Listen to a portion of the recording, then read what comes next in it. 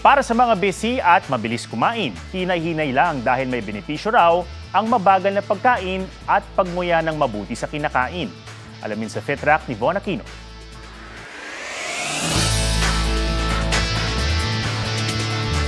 Matagal nang ipinapayo kumain na masustansya para manatiling malusog.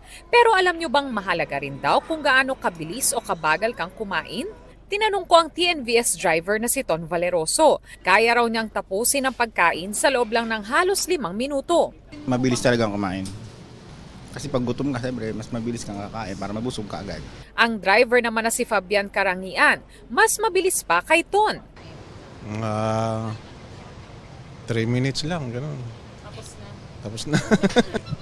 Inahabol namin yung booking. Baka may booking na maganda, kaya mamadali kaming kumain. 10 minutes naman daw kung kumain ng full meal ang isa pang driver na si Marlon Lucas.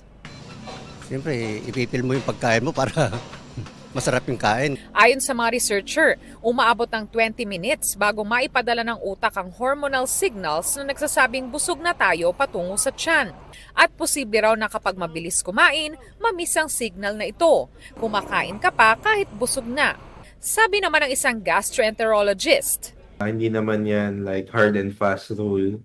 So depende pa rin sa dami ng kinakain. ang mahalaga raw, manguya ng mabuti ang pagkain at nagagawa ito kung hindi nagmamadali. Para pagbaba sa stomach natin, mas madali na siyang i-digest at ma-absorb ng ating katawan yung mga nutrients. Dapat daw malambot na ang pagkain bago lunukin.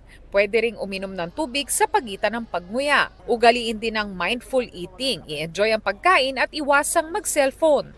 Ang mas mabagal na pagkain, makakatulong din para iwas bloating, indigestion at heartburn. Von Aquino nagbabalita para sa GMA Integrated News. Huwag magpahuli sa mga balitang dapat niyong malaman. Mag-subscribe na sa GMA Integrated News sa YouTube.